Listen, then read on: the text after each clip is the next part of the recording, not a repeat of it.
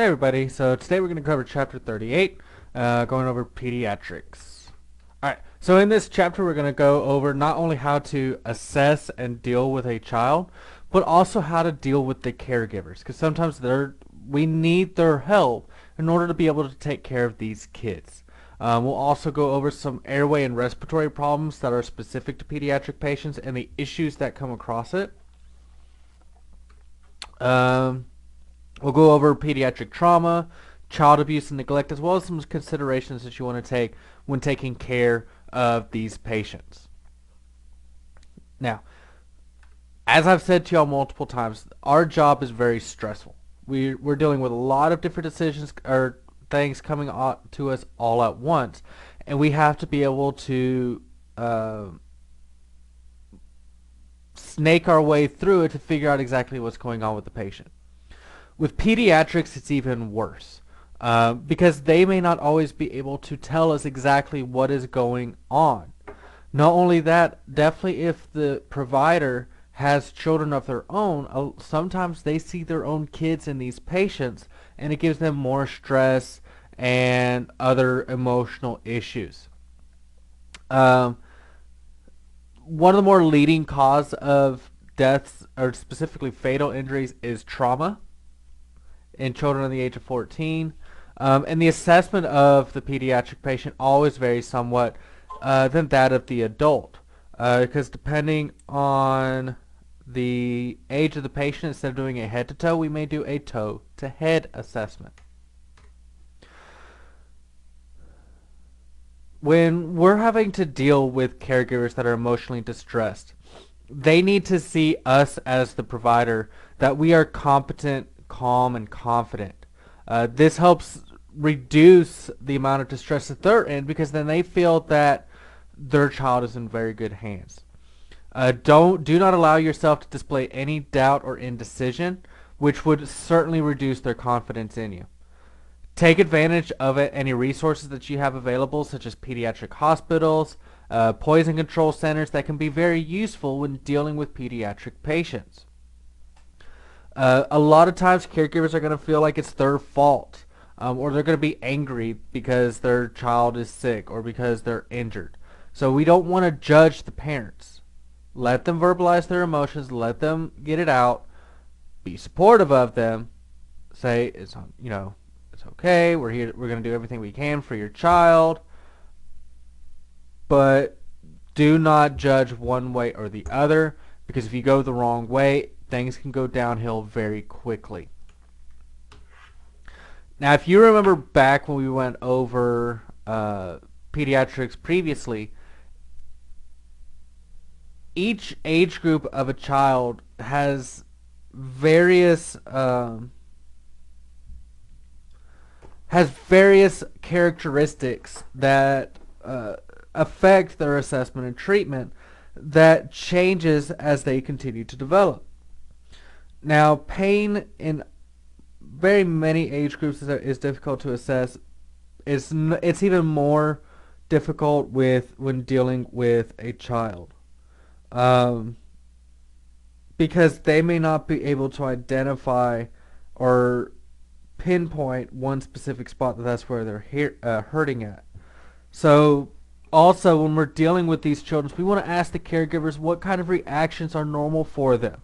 Are they normally a very active child? Are they reaching out and playing? Are they easily consolable?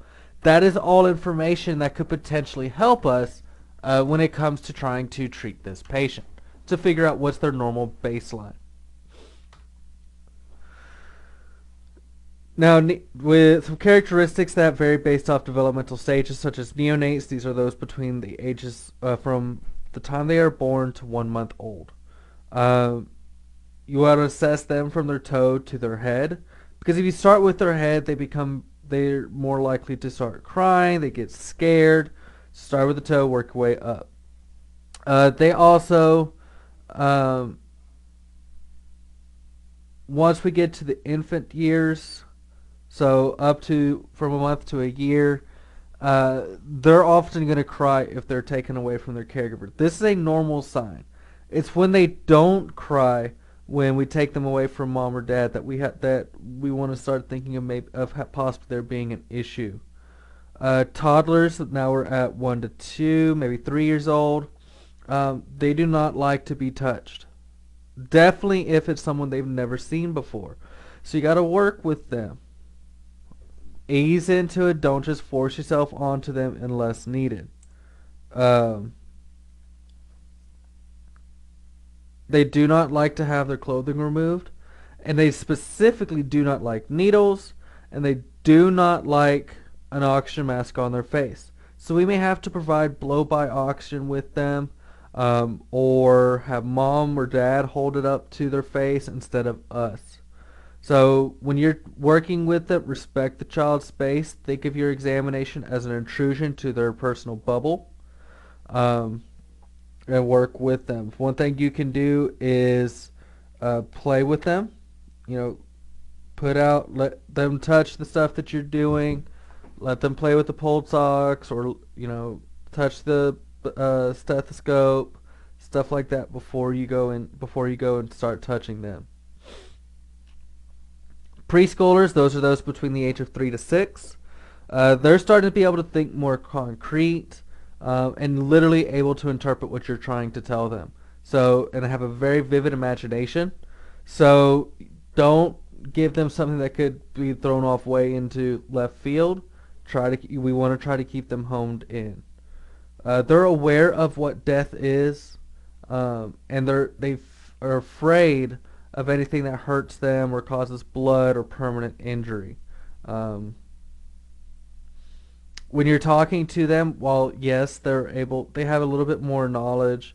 They're able to think a little bit. But they don't have a full grasp and understanding of what we're doing. So we're still wanting to break stuff down. Use very, very simple English, and use terms that the child would understand. So instead of saying, I'm going to auscultate your lung sound, say, I'm going to listen to your chest.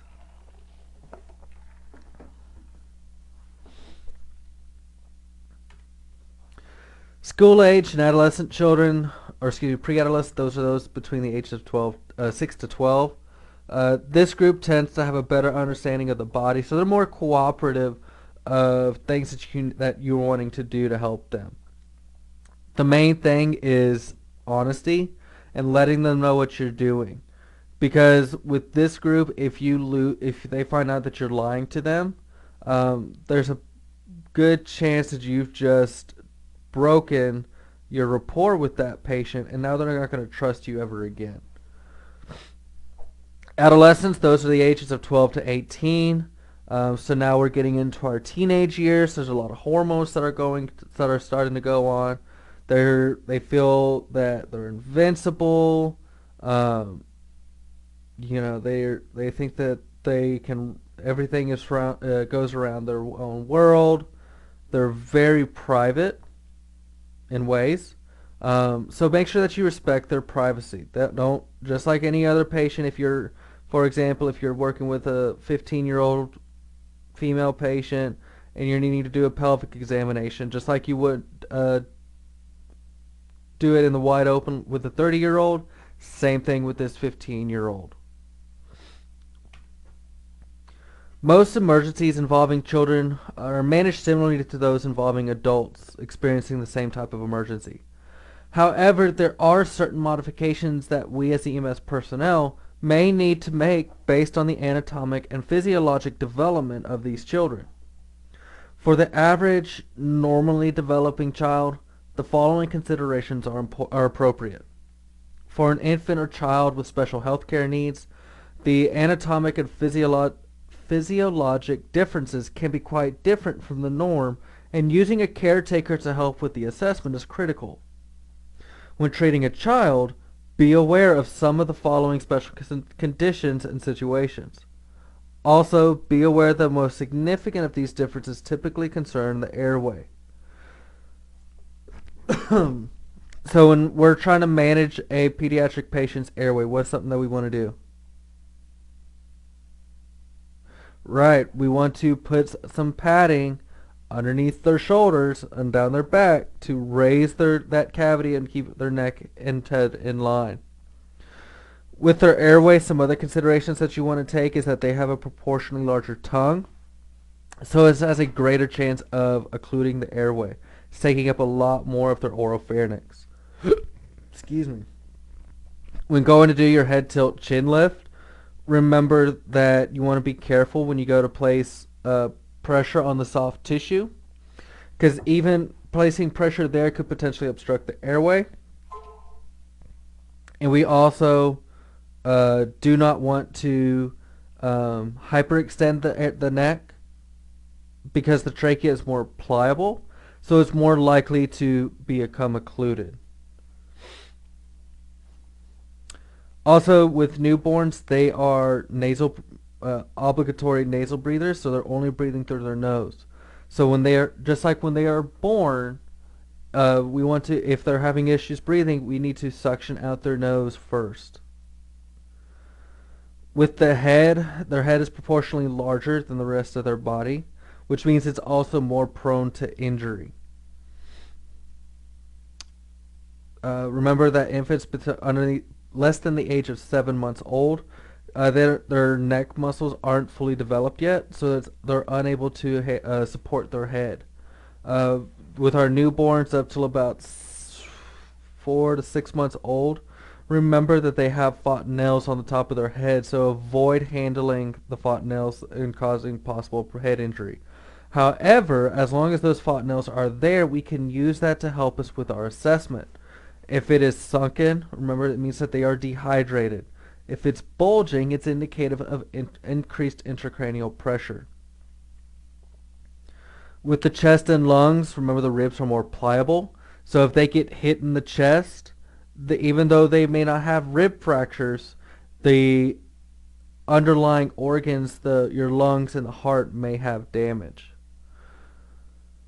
They don't have a lot of chest rise even with normal breathing, so we need to make sure that we look closely. They also are unable to compensate when they go into respiratory distress as much as an adult, because the accessory muscles and the chest muscles themselves are not fully developed. Remember with the respiratory system,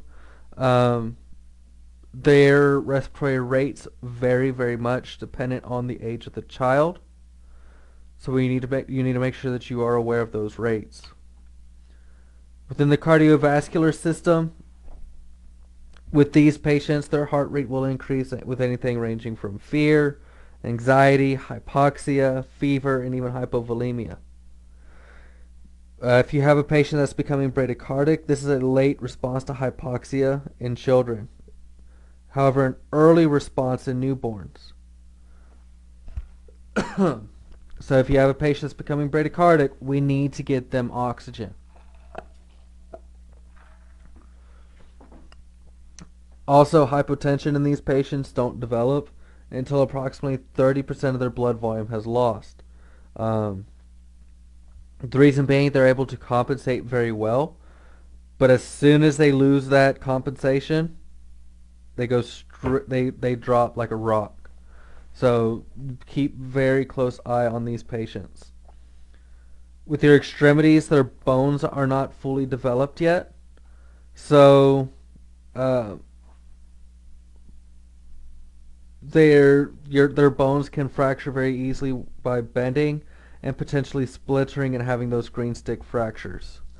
With their metabolic rate, they metabolize very fast, much faster than an adult. So they have to have that's why they have that increased respiratory rate, because they have an increased demand for oxygen, and they also have an increase in demand for glucose.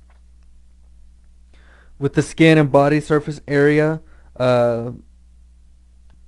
because of the large skin surface area versus their size, they have an increased risk of hypothermia, because their body hasn't fully developed its own ability to thermoregulate.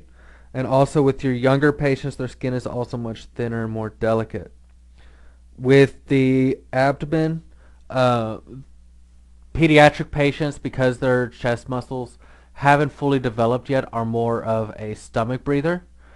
So So for example, if you're going to strap the pediatric patient to the board, you do not want to strap anything over the abdomen that's going to hold it, because then it's going to impede the respirations of that patient.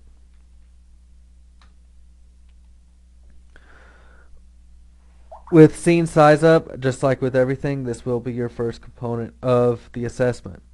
As with the adult patient, take any necessary standard precautions prior to your assessment.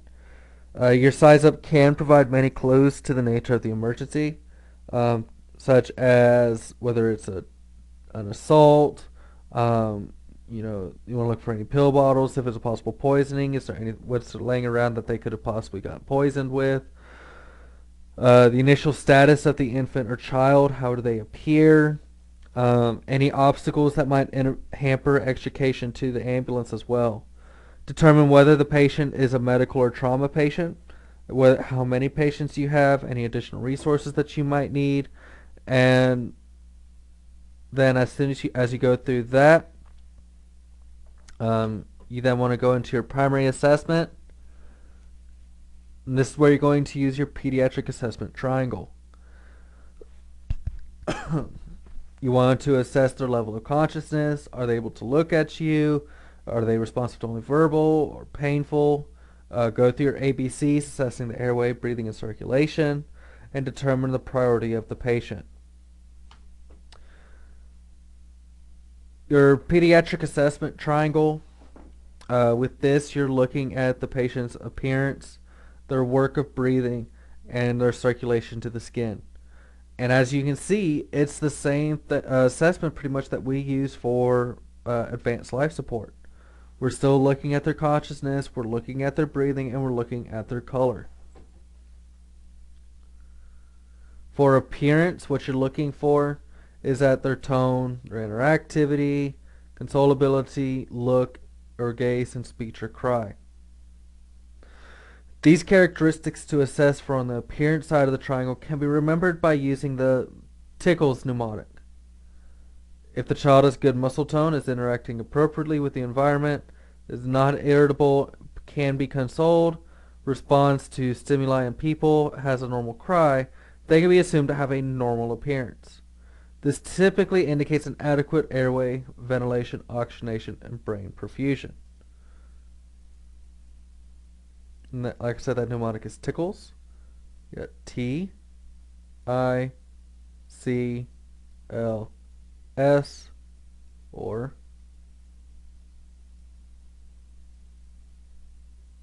tickles.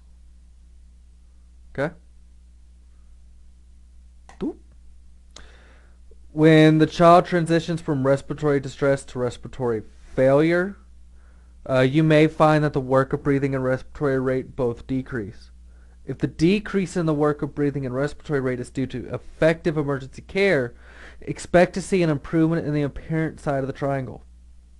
However, if the decrease in the work of breathing and respiratory rate is due to exhaustion and respiratory failure, expect to see a deterioration in the apparent side of the triangle.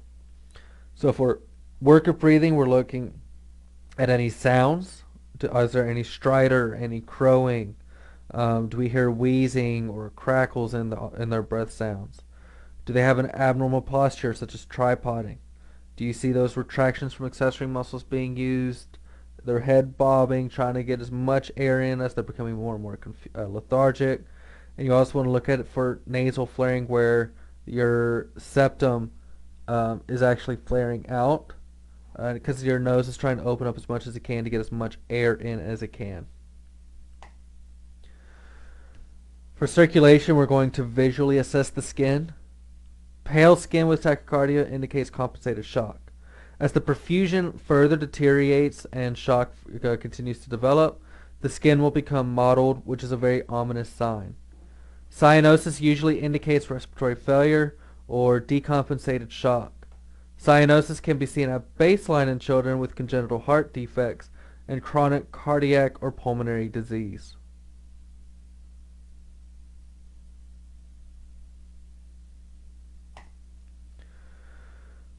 Based off that, we want to determine whether or not it's a well child versus a sick child. Are they displaying normal behavior for their age? Are they moving spontaneously? Do they appear attentive? Recognize parents or caregivers? Are they maintaining any eye contact if appropriate? Are they easily consoled? And are responding to the parents or caregivers calling to them? If they do not, if any of that is abnormal, then it's a potentially sick child.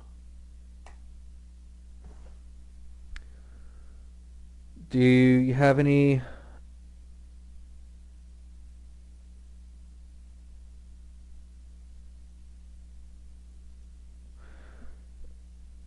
when using the Pediatric Advanced Life Support initial impression? This is an alternative to the PAT for forming a general impression. As with PAT, PALS can be used to establish the general impression at the doorway as you approach the pediatric patient. The PALS assessment criteria is similar to the PAT criteria and collects similar information. To perform an initial impression using the PALS criteria, assess the following. What is their level of consciousness? Are they unresponsive? Are they irritable or are they alert? What's their work of breathing? Is it absent? Is it decreased? Is it abnormally sounding? Are they using accessory muscles? For their color, what's the skin color? Is it cyanotic? Is it pale? Is it flushed? Is it mottled? So everything that's is just like used in PAT. It's the same thing that's used for PALS.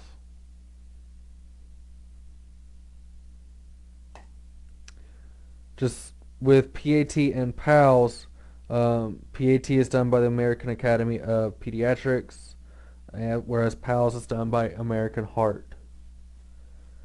After forming a general impression and addressing any immediate life threats as just discussed, proceed with the remainder of the primary assessment by assessing their level of consciousness, their airway, breathing, and circulation. If their breathing is adequate, proceed to your primary assessment. If they're unresponsive, if their breathing is absent or gasping, provide ventilations at a rate of 12 to 20 breaths per minute. If no pulse, start CPR. If they have a pulse but it's less than 60 with signs of poor perfusion, start CPR. And if their pulse is greater and they're breathing okay, proceed to your primary assessment. As you progress through your primary assessment, we want to assess our level of consciousness. So with a pediatric patient, we're going to use AVPU, alert, verbal, painful, and unresponsive.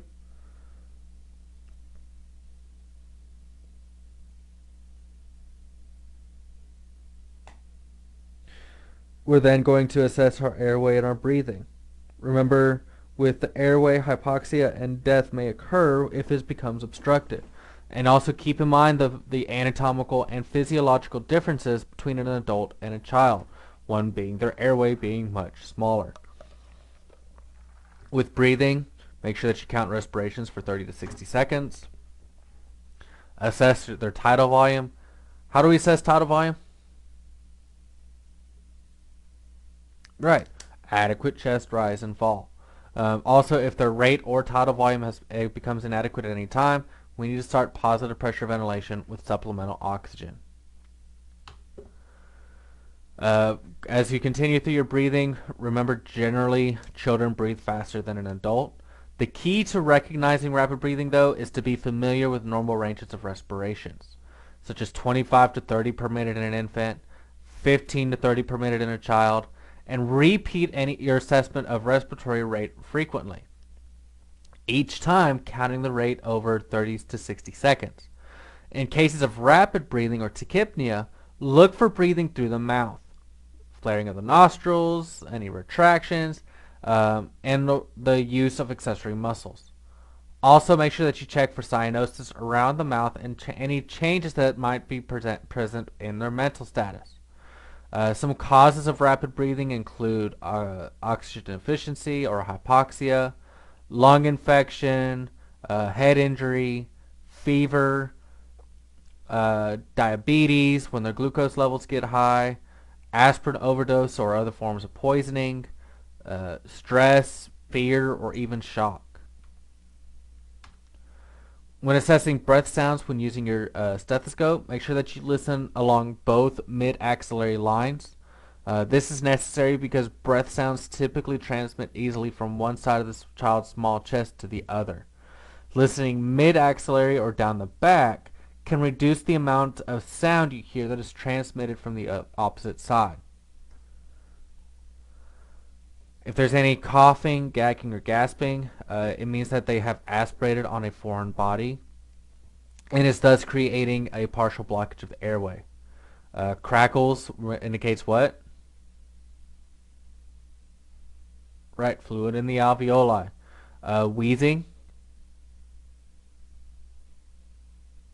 Correct. Their bronchioles are narrowing, possibly an asthma attack. Stridor. What does that indicate?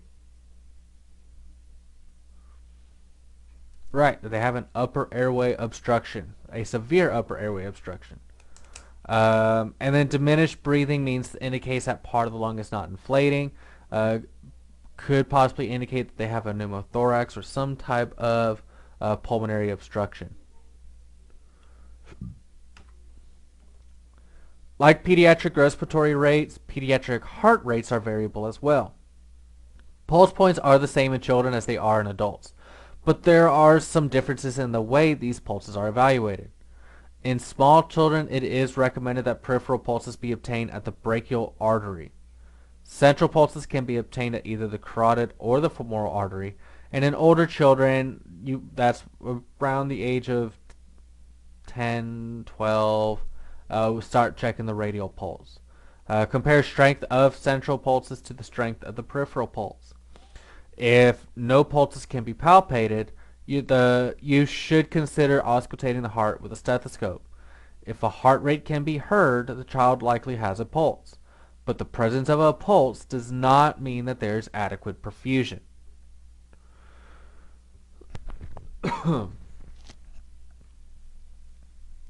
We can also consider assessing their capillary refill.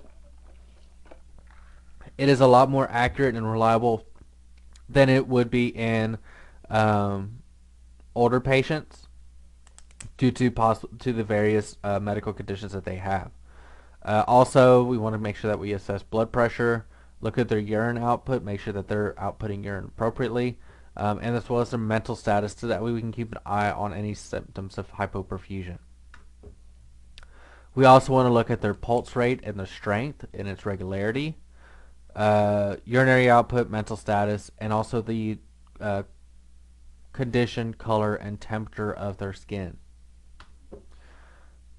Based off the information that you've gathered, now we need to decide whether the patient should be a priority for immediate transport. Any patient with signs and symptoms of early respiratory distress, decompensated respiratory failure, respiratory rest, or poor perfusion should be considered a priority patient.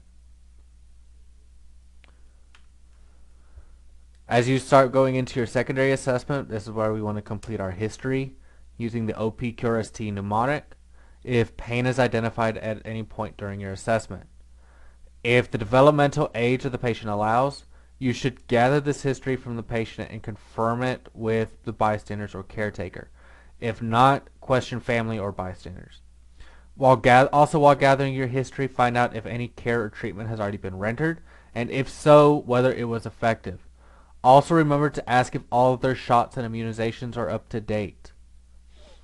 For our younger patients, around up to about age 2, 3, 4, we want to use that toe-to-head approach. If they are responsive and they are complaining of a medical problem, we may do a focus assessment just on that specific area. Same thing for a trauma.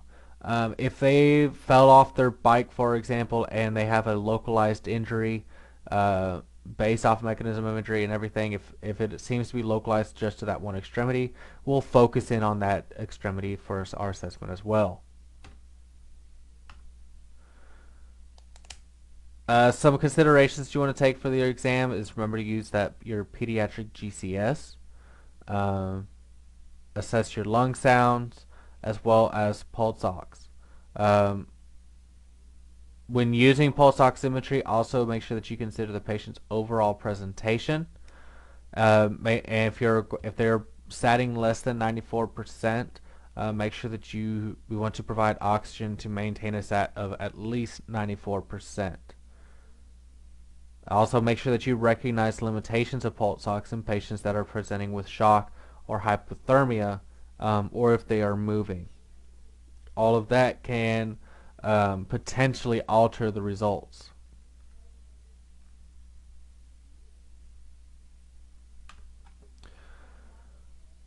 When assessing vital signs in infants and children, also be aware that outside of heart respiratory rates, vital signs plays only a limited role in the determination of the patient's overall status. Instead, pay more attention to the general impression you developed of the child's appearance of sickness or wellness. Infants and children have excellent compensatory mechanisms that delay deterioration. It's only after the exhaustion of these mechanisms that you might see indicative changes in their vital signs.